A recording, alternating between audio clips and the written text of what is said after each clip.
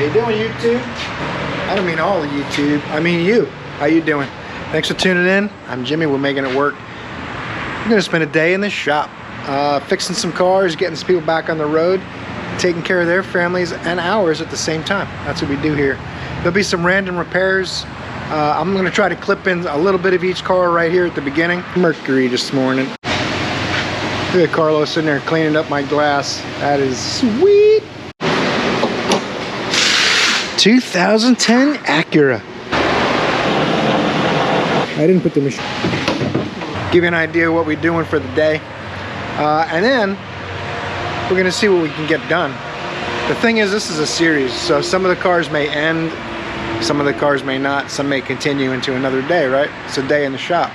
It's individual repair videos or something I do on occasion, but I don't do them very often because people seem to like the multiple vehicles and stuff that happen every day. Some days I'll work on 12 or 15 cars, some days I'll work on one all day. Stay tuned, let's get in the shop, get this place opened up, and make it happen. Also, for those interested, they're gonna come today and try to do another windshield without a crack. Everything went really well except for the crack. Hopefully that happens today too. Gonna be a good day. First things first, hooking up the pressure bleeder on the Mercury this morning. All right, this is Joe's pressure bleeder, so I'm figuring this thing out, but I took the adapter and the line, I put it in here, put my shop air in, adjusted the regulator until I started getting a little pressure rise, and all the air came out and I got fluid. Hooked it up to the master cylinder reservoir. This is the control valve for the fluid from there. This regulator, Ford says 29 PSI minimum, so they recommend 35 or so or higher, which I don't want to go over 35. I don't think the little plastic reservoir is going to be really great for that, but it's how they do it. I'm gonna have to buy me one of these. A lot of these cars are getting sillier and sillier, making stuff like this mandatory for mechanics. So they charge 2 hours labor for this brake bleed attempt. I tried the conventional method just to prove to myself that you had to do it the way they tell you, and you do. So I'm gonna get this started here in a little bit. I'm gonna get the wheels back off to make it a little easier to get to the bleeders and not have to be worrying about getting brake fluid on the wheels and stuff. So we'll pop those back off and get started. Alright, key on, dongles in. You gotta have the scanner on it, the charger on it, the pressure bleeder on it. Joe gave me this too. I didn't realize he had this. Graduated cylinder, you can see how much fluid comes through and watch to see if you're getting air. Pretty cool idea. I was just going to dump it into a bucket. They actually want you to put every bleeder in a container of brake fluid. I don't know if it goes backwards. I wouldn't think so. It's under pressure, right? So we're going to try it this way and see if we also have to follow the instructions when it comes to that. I'm stubborn. All right, I got my pressure up where I think it should be good. I'll crack this bleeder. See what we get. Give that a minute.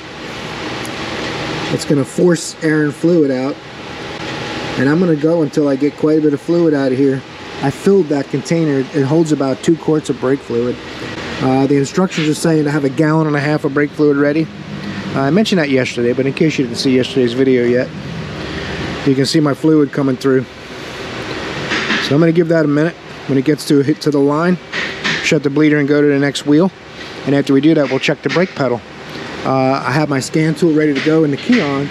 I'm going to do an automated bleed if the brake pedal is still sketchy. It says brake pedal travel sensor calibration not completed, brake system initialization not completed. But it wouldn't let me do it because it saw air, allegedly. That's why we're trying this. Alright, looks like a pretty steady stream of brake fluid. Let's go to a different wheel.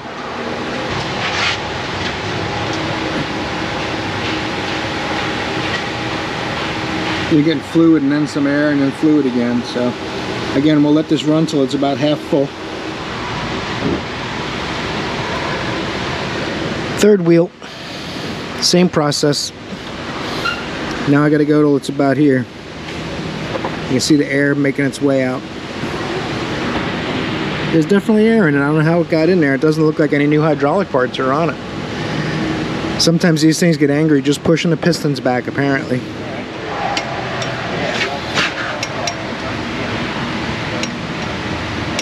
Gonna have to risk making a mess because it's a little tight. There you go. Now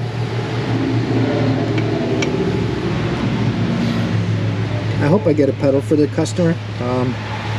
It's kind of strange how something like this could happen, where I've almost sold hard parts, and I saw how unusual the bleeding procedure was and how fragile these vehicles are.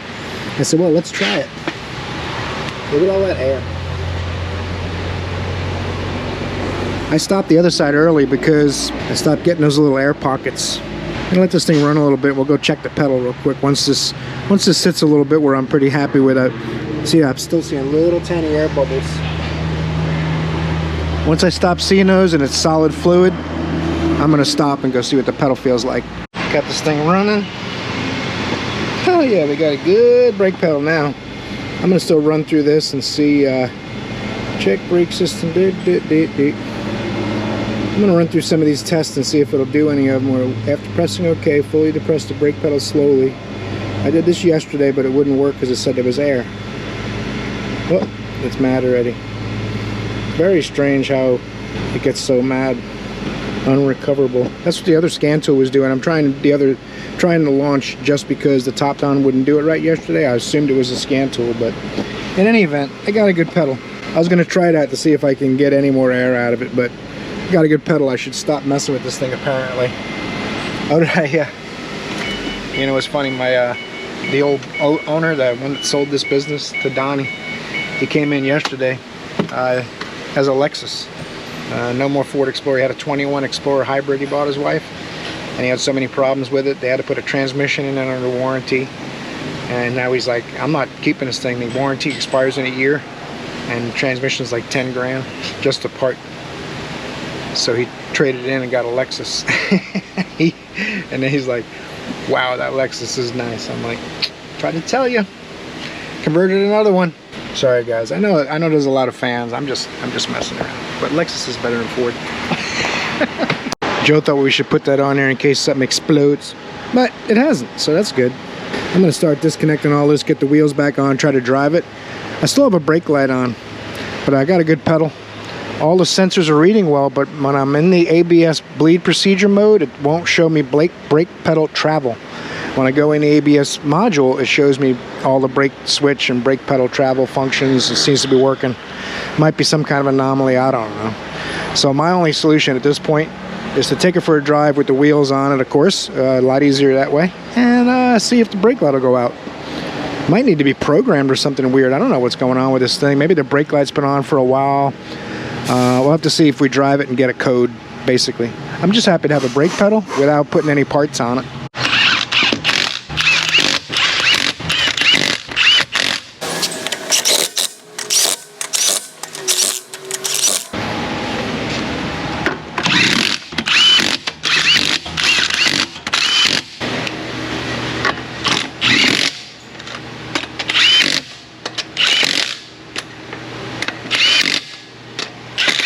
Where's that torque wrench?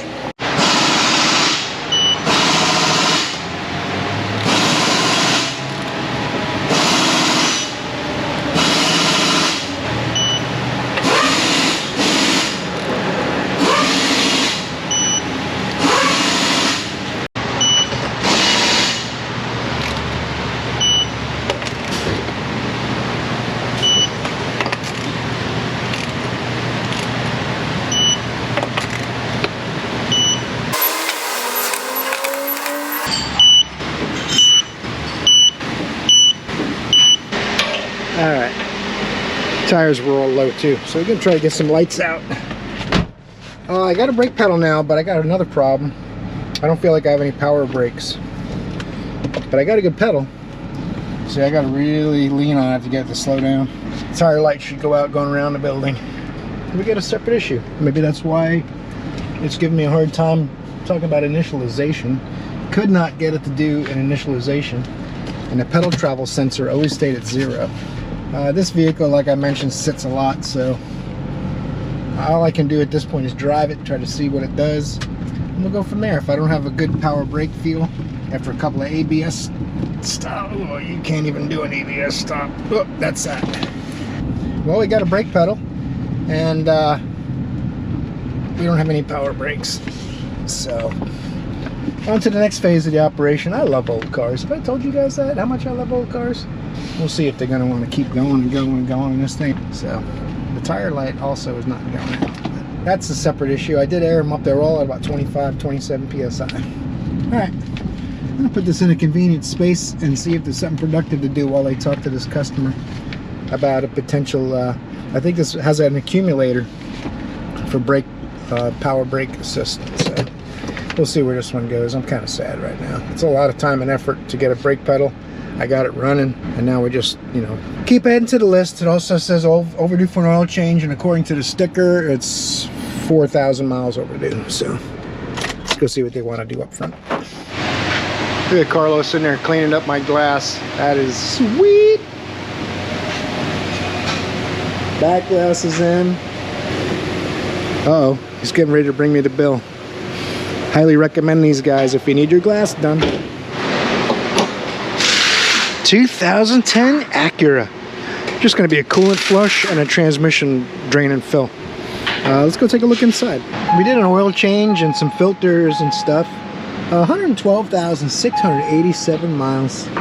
Love rating of, I'm going to say 6. I don't know, the seat's broken or something. I don't know what a seat's like that. Must be broken. Let's get in there and do some quick services. Shouldn't take too long. Quick and easy. No problems. Check engine light is on though, but they didn't ask about that. We got a cool little trap door for the radiator cap. Sweet. Riley's had it running a bit, so I'm gonna let it cool off a minute and set the lift and all. Then we'll take the cap off, get this radiator and transmission service done. This thing is like an old school hot rod. Got a dipstick. I always like to verify this kind of thing before I drain the fluid out of it. I'll be able to put fluid back right down there. Piece of cake. There's also a fill plug, usually back here somewheres. But I think I could put fluid right in that dipstick hole.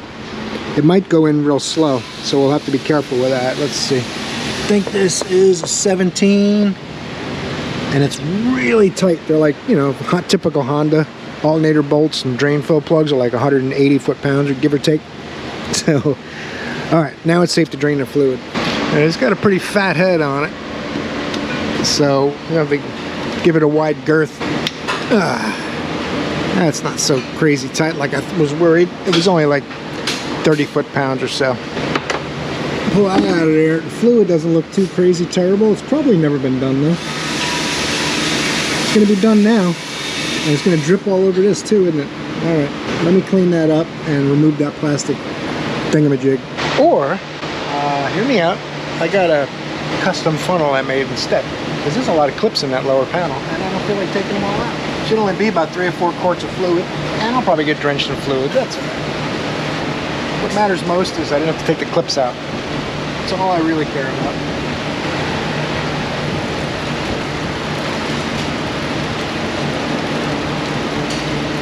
Alright, let that do its magic, and I'm thinking it's about 3.5, 4 quarts. But we'll see. Alright, now I'm going back together. We got a rag there so we don't make a mess.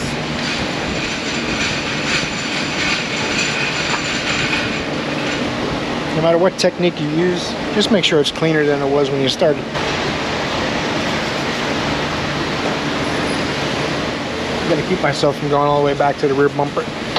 Even my cool little snake funnel dealio won't reach the dipstick. So I'm gonna try to get this fill plug loose. They're usually roughly 1,700, 1,800 foot-pounds. Yeah, if it don't do it again, I'm going to give them all and come and get it. And it's a hacksaw Well, it's bending my ratchet. Yeah, you got your attack pretty consistent. See it? Go to a breaker bar. Let me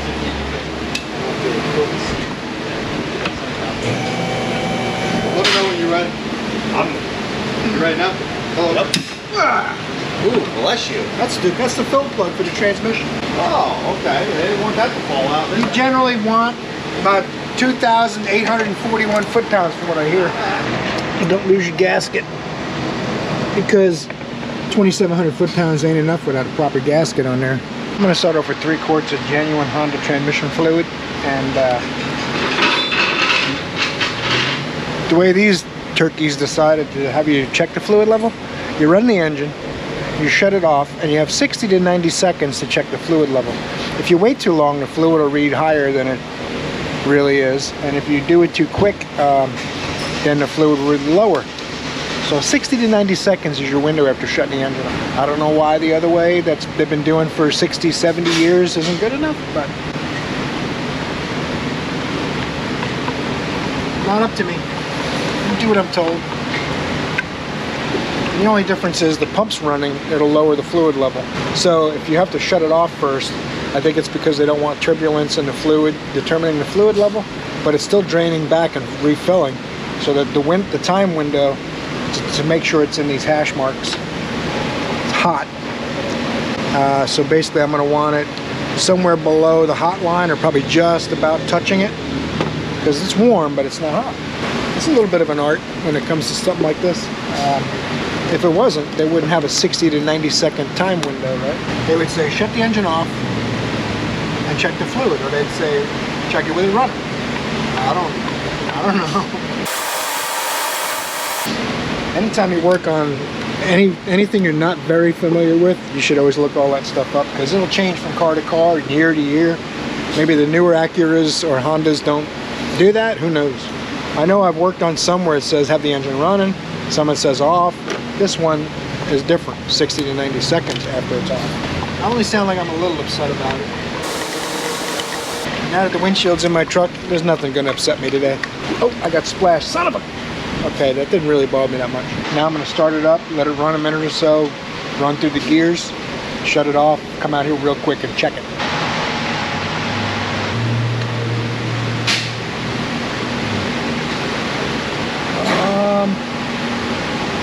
I'm gonna say another half a quart. And we'll be perfect.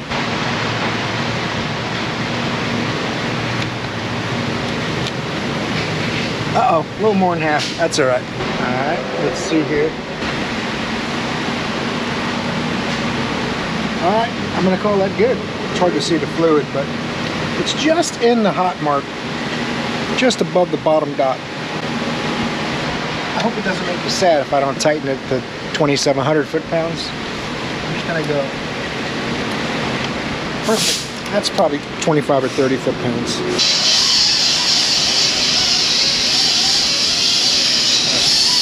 We'll get that coolant machine. I have to hold that in place. Try to get as much coolant out of there as I can. Repeat the process a few times. Shop air.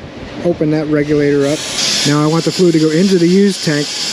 When I put new fluid in, I'll turn this off and decide which tank I want based on what coolant I put in it. So now I want to do vacuum. Okay. Let me see how much fluid we can pull out of here. I might have to try to find the drain to drain more out from the bottom too, but it'll pull quite a bit out and collapse the hoses and everything. And then I'll be able to use that machine. It'll be under a vacuum and it'll fill it with the same vacuum. Kind of like with the way you do air conditioning, but a little different. Oh, it's getting hot. I need a rag. Yeah, the hoses are all collapsing in there, so it's pulling a lot of coolant out. You wouldn't think it would, but it does. Now I got to try to keep it sealed while I go reach around and flip the selector. Don't worry about me, I'll be all right. I got limber arms for an old guy anyway. Now I switch the control to new fluid exchange, tank 2. Look at that. Beautiful, pretty blue Honda coolant. That's nice. Alright, let this thing warm up a little bit, take it for a little spin, make sure the temperature doesn't do anything weird. Transmission shifts good. I hope there wasn't a problem. Sometimes people want a transmission service because they have a problem, but it said in the paperwork no problems, so that's good. But I gotta drive it and make sure for myself, and then we'll see what's next.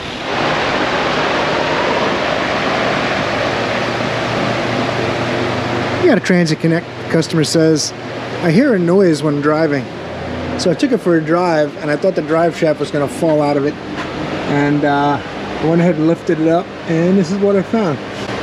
So, yeah, that's bad. And it's been doing it for a while, too, it looks like. But you got work to do, so you just keep going. Eventually, it would have probably came through the floor or something. You can see where it's destroyed the hardware. Put some damage in the drive shaft. Probably be a good idea to replace it. Might be able to save it, but you take a slight risk doing that. The problem is it's way chewed up inside here, if you can see that up close. That's no good. So he's going to need a drive shaft. So let's see where this one goes. I'd like to give you guys a love rating, but I was a little discouraged. A couple things not going too smoothly this morning, so but we'll get you a love rating and everything once we let it down if we get to do some work on it. Let me go up front, let them know what this thing means, and we'll see what happens with this one. We're stacking them up like dominoes. We just haven't knocked any down yet, but stay tuned, we will.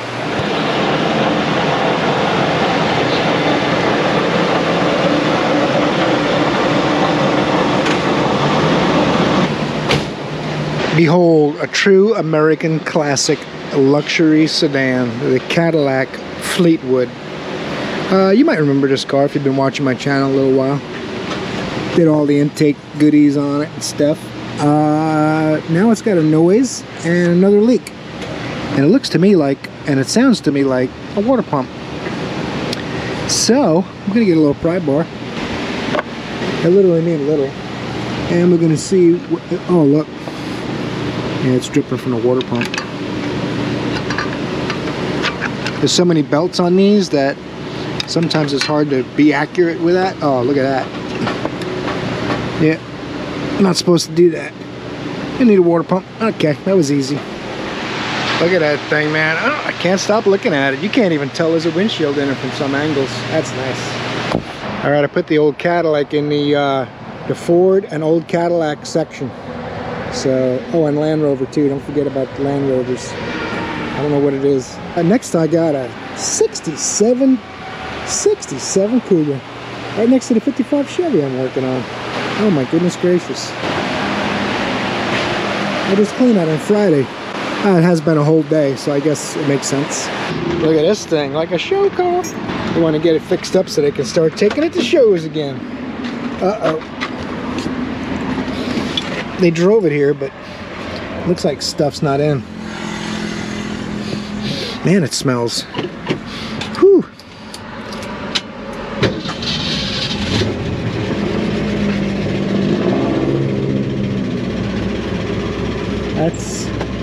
Doesn't sound good. It's got a lot of engine noise. They're asking about brakes, and they said the brake pedal's loose. But I hear engine ticking and more serious problems than that. Let's get it in the shop, take a look. Oh man, this has those weird ass brakes sort of like Chrysler and Ford back in the old days. You just have to tow it because it'll send you through the windshield. They got some serious brakes. Oh, that's crazy. I remember that. Let's it says 44 miles. Nope. Love rating's 4. So we'll take a look around, see what we can see.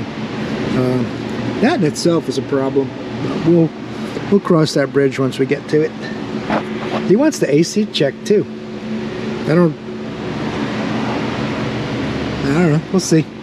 Let's go look under the hood, see if it's even got a conversion of 134 yet. Whoa, once you got Edelbrock stuff, it's fast. Probably one of the most important things I want to fix is that's quick and easy one. Boom. Underneath the brackets, better. Has not been converted. These are old school R12 fittings. A York. That looks like a York compressor or something like that. I don't know. One of you guys might know. I don't remember. I'm not as old as some of you cats. These used to actually have an oil bath in the compressor and oil itself, and the R12 didn't carry the refrigerant around with it. But look how old that filter looks. My goodness gracious. Someone's done some tune-up work and all that, but here it is with me. That's not good. We're going to take a look at the brakes first and foremost. He wants that stuff checked, and something about a transmission leak, and obviously the AC. But we got to convert the AC first before we can even do anything with that. This has the old POA valve system on it. I can't tell. Oh, the heater control valve's bypassed. That's the AC controls in there somewheres. All right. Let's get a look underneath this thing. I mean this car. My humble opinion, one of the most beautiful things about these cars is that curve going down the body line. Why you would stick cheap chrome molding over it, I have no idea. I mean, it's already got dings, so it's not to protect the dings. Plus, it's not applied straight either. I usually run a strip of masking tape nice and straight, get it perfect by eye, and then I'll put the molding on if it's stick-on. But I wouldn't put it on at all with the style of this car. All right, someone's done a bunch of work on it and done it very poorly. Not experienced, I suppose, but like you're not supposed to be able to do that.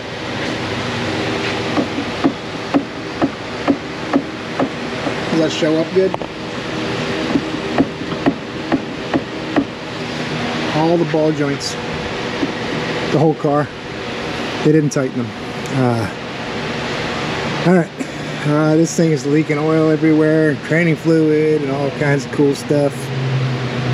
We got patches in the exhaust, which, I mean, you got to do what you got to do to make it work, right? But someone's also done some floor work. Not really sure what's going on there. That tack weld, that gets it done right there. So, man, I am overdoing my truck. I really overdid my 62 truck project because I didn't realize this is all you needed to do. Silly me. I don't know what I was thinking, doing all that extra work for nothing. That's, yeah. Okay. I don't know if they just bought this or what the dealio is, but I'm getting a little sad and I'm hungry, so I'm gonna get something to eat, and we'll revisit this after I get a snack. Goodness gracious. All right, I was looking at the shift cable on that. I was just about to take you guys out there, and Rob said, I'll go take a quick look at that one. Take a look at this Hyundai Santa Fe AC. All right. And that turns out to be quick and easy. I didn't put the machine on it yet, but taking a look around before I get the machine. Oh, that high side line has left the building. So it's gonna be low on Freon. It'll need that line. It's got some cool aftermarket stuff added. Oh, that's maybe just some trickle charger deal or something. Anyway, this is a 2015 Hyundai Santa Fe. Let's go inside and give it a love rating. I have been checking classic cars and problem vehicles that are hard to get parts for all day and putting them out in the grass out back. So if you're wondering about any of them cars I've looked at so far today, they're all out in the grass behind the building here. Classic Cadillacs, Cougars, all kinds of cool stuff. So 86,103 miles on this car, and it is, I'm gonna give it a 6, even though it needs a little vacuum action. It's not bad. A few minutes worth of work, this thing will be a 6 or a 7. So 6 will do for now. Let's put the machine on and see if there's any Freon left in it. We know it definitely has a leak and needs that hose. We'll see if there's some Freon in it. Maybe we'll put a little Freon in and make sure the compressor's good, hasn't been harmed or anything yet. The only thing I get nervous about when I see that much dye on a hose is, have they been trying to put sealer and refrigerant from AutoZone in it yet? The sealer's bad for your machine. A little sketchy, but I mean, you gotta pull the Freon out. You can't just vent it in the atmosphere. That would be wrong, right? I wouldn't want Sebastian Vettel to be upset. You know who that is? I know. Someone's stealing Freon. That's what that beep's for. Just to let the boss know someone turned the Freon machine on, so he knows to look at the security cameras. See the security cameras up there? Security cameras over there. Security cameras outside the building. So you don't steal Freon. That's not really true. Just to make sure you stay off your phone. Hey, this has some Freon in it. That's good. That is fantastic. I don't even shut the switch off. What do you guys tell me what you think? I just pull the plug when I'm done. I hit stop, and then I go pull the plug, and I just leave it on. It's the same thing, right? Isn't it when you unplug it and flip the switch off? I don't know. Let's turn this AC on, since it's got some Freon. It's about outside air temperature, so it's probably low, but still has Freon in it. We'll see how the air works. Anyone want to place bets on whether it's on auto or not? Well, I'm not going to show you yet. You got to place your bets. Place your bets. 63 driver, 63 passenger. All right. Tell you what, pressures don't look bad. It's cold on the right, not on the left, so it's low on Freon. In case you haven't seen some other videos where I talk about this phenomenon, evaporators usually sideways, like a cross-flow radiator. They have a cross-flow evaporator. So when the Freon's low, the evaporator's literally got refrigerant only in the bottom half or so. And the way they divide the AC boxes up, one side comes from the bottom of the evaporator, one comes from the top. So one side of the dash will blow a little. It's not ice cold, it's not working 100%, but it's cooler, noticeably cooler than the other side. I mean, this is blowing 75 degrees, this is probably blowing 65. So it's definitely low on Freon, but the pressures don't look too bad. I'm gonna add some Freon just to make sure this thing comes up to snuff. I wanna make sure I'm not gonna fix a leaking hose and still have an actuator problem, because it's embarrassing to go back to the customer and go, there's something else wrong too. So we'll just nip that in the bud right now. Sometimes the fan won't run very fast and it'll make the pressures look higher. As soon as the fan turns on, they'll both come down. So I'm just gonna put like 6 ounces, 5 ounces in here. See what I'm in the mood for when I hit the button. All right, 6 it is. And we'll see if it gets a little colder. I don't know how much of that the GoPro missed, but if you overcharge it, you'll see that the low side will start going up, the high side will start going up, and then suddenly the high side will start doing this and go way up. You know you're over full. You can pull some out. It's not the correct way to do it. I do it that way for testing. I don't want any of the keyboard warriors getting mad. You know, you guys know I don't like anyone mad. Let's go see if it's a little cold inside. That's a little better. Still feel a slight difference, but of course it's not completely full most likely either.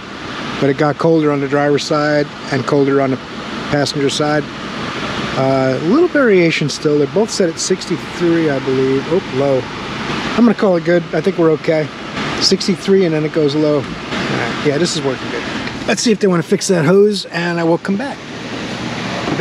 I doubt we're gonna get this one parts and stuff and get it done today, but we'll see. I've been checking a lot of stuff, but not fixing much today.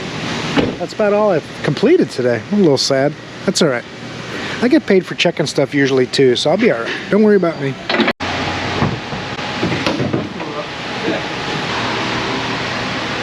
Whoa. Don't bite off more than you can chew. This is the 3.7 liter powerhouse. These are actually really strong V6 motors. Probably makes as much power easily as the 302s did back in the day, probably more. I don't know about torque, but I know it makes more horsepower. 2013, we're going to do a whole bunch of services, including getting them leaves off the cowl for them. This is the convertible variety. My brother-in-law had one of these and the back window fell out and the car was like 4 years old. It was like $2,700 to get the top replaced. So he sold it after he fixed it. This one here has got 120,770 miles on it. And it's got a really annoying key chime.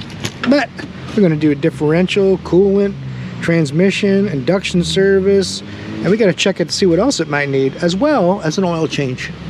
So, although it says right here, the oil change isn't due for another 19,000 miles. So, let me tell you what, nope, don't do that. I don't care what kind of oil you buy. Don't go 20,000 miles. I don't care how good they tell you the oil is. Buy the good oil, but then change it at 5,000, maybe 7,500 miles max, if you drive on the highway a lot. But that's just my opinion. Everyone has their own opinion. That's okay. Some guys like to change it at 35,000 miles. Some people don't change their oil at all. I've literally had people tell me in the comments that I never change my oil. I don't have any problems. Okay, let's get to work, will you? First things first, oil change prep. I cleaned the battery terminals up a little bit too, non-invasive. I didn't disassemble it. I just got the corrosion off of there. I'll treat them when we're done here. Oil cap, dipstick. Got my coolant cap lifted off, or loosened, so that it won't hold the vacuum on the system. I'll be able to drain it really well. Then I'm going to flush cleaner through it and water, run the engine a little bit, then drain it again, fill it with coolant. I'm going to give them some washer fluid, oil, and filter. We got a few things to do. I don't think there's a brake flush on there, but the brake fluid looks a little bit suspicious. You might have to see about that. All right, let's get it in the air.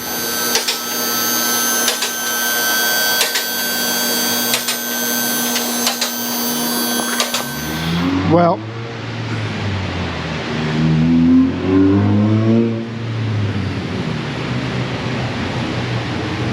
Fast and Furious. That might have just what we're doing. The front brakes are like a millimeter, maybe 1.5 from metal to metal. They're barely barely off metal to metal. I can hardly turn this wheel because it's got posi traction. Back brakes don't look too bad. See what the inside pad looks like. It's hard to see that one. I might need to take the wheels off. I could probably get a mirror. I want to be a little sneaky. Tires are borderline. Just about to touch the inspection bars. It needs a little love. Probably more important than flushes is brakes and tires. We definitely got to do the oil change just because the sticker was lying. That's weird. They got an extra brace on the rear brakes. They must have had problems with the caliper flexing on the ears or something. That's kind of strange. Looks like some of them had the calipers off actually not long ago. I'm gonna grab a mirror and see what they look like. Oh yeah, the back brakes are new. It's hard to see from outside, but all right, back brakes are good. These front brakes though, and the tires are definitely very low all the way around. My pocket screwdriver away from touching the inspection bars. Okay, let me let them know up front before I drain all the fluids out, but I will start on the oil change before I do that. Yeah, sometimes if you call up your chi and you do the proper planning and meditation, all the kung fu hand signs and stuff that are required, you can grab a drain plug and just be like,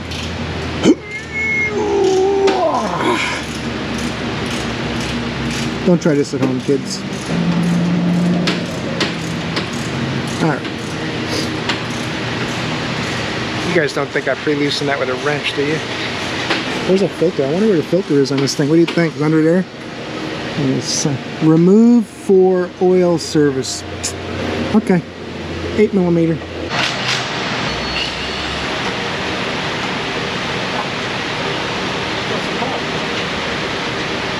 It was easy. What's the problem?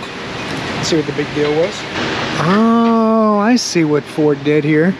This is trapped. You can't get it out of your way. So when you take the oil filter off, oil goes all over all your stuff. That's why there's tracks up here of dirt sticking to it. So you either get to make a makeshift funnel, or you can unbolt this cross member from all kinds of crazy stuff. Or if you do like Ford did and this piece of plastic wasn't here, you could like flex it and unhook it and have it out of your way. But I don't want to cut it. It's not my car. I would cut it if it was mine in a heartbeat. You can't, and the way they made this cross member, you can't just kind of move it out of your way. It's good stuff. That's good stuff. I mean, you got to go out of your way to make all that happen. So let me get a piece of cardboard or something, because I don't like making a mess. And I will get the filter off of there. My plan is to tweak this out of the way when the oil comes, but we'll see. I'm going to use my special Knipex Ford Mustang oil filter pliers. These things are handy. Even though they're made for a Ford Mustang, they tend to fit a lot of different brands for some reason. Maybe because they're expandable. Put my elbow on this, I can hold the camera, and we'll see if we get a cascade of Earl in the face. That's all, no big deal. We'll let that drip a little bit, and I already got the new filter. Oh, look at that, that's nice. Just enough got on the cross member to run down and get on my plan has been destroyed. I've been humiliated in public. I could edit it out, but I won't do that to you guys, you know that. This is real world YouTube here. This is not this is not to make me look awesome. This is to, oh, all right. It's gonna be cleaner than I found it, so that's what really matters, right? That is what really matters. Stop, thief! What you do is you measure your distance about from the entrance to the bottom of the case. You feed your line, and if you get about that much in there, you're gonna get 99% of the fluid out. You pull it out that way. It's actually not in that bad a shape. And then I got my new fluid will go in here. This one goes out and in. This one only evacuates. So, and I'll move this around, try to make sure I get as much fluid out as possible. That way I don't have to disturb the cover. Differential service is 0.8, so you're like a new car when we're done, don't you worry. You'll also have a good idea how much of the old fluid you get out based on how much fluid you have in your container when you're done. And that's the new fluid getting ready to go in there. 7590 Valvoline with limited slip additive already in it. New car, almost. What the heck is going on with Mercury Mariners this week? That's the third one. It's crazy. All right, let's focus on what we're doing here. Squirrel. I got my tube in my fill hole. Same hole I used to pull it out. Got a little drain pan in case I make a little mess. It'll make less of a mess. And this stuff is thick, so gotta be patient. Put a little pressure on it and then wait. If you get too crazy, it leaks. That's why this is around here. Makes less of a mess. It is going in there. It's hard to see, isn't it? It's pretty clear. So as soon as it starts getting hard to pump like that, I just wait and let it settle a minute. And then I'll start putting some more pressure on it. Once fluid starts trickling out of the fill hole into the drip pan, I'll let it kind of settle down, put the plug in, we're good. All right, that's a win. And that one actually runs, that's good. All right, I just went back to our drums. I got 6 quarts of our finest dinosaur blood that can be possibly mass produced. The paperwork said 6.02 quarts, but we've been over that before. It means 6 quarts, really. Gotta give them their money's worth. Fast and Furious, little Honda Civic.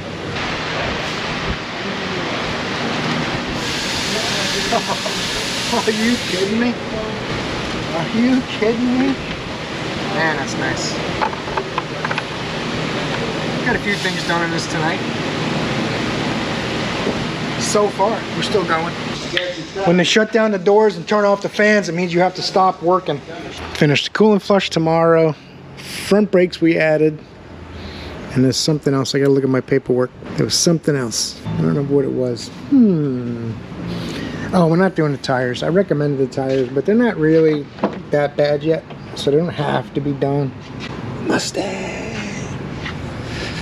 Alright guys, that's where we're ending today's video. Shop's all locked up. This car is more than half done, so we'll finish it up tomorrow. I hope you'll tune in. Same bat time, same bat channel. Well, it's not. There's no bats involved, but we'll be doing our best, flying light on our feet, getting a lot of work done. Today was actually a pretty good day. A little odd. We checked a lot of more things than we fixed, but we got some stuff done. Hope you enjoyed it. Torque the like button on your way out, please. Helps the channel a lot. I hope I see you in the next video, because you're awesome.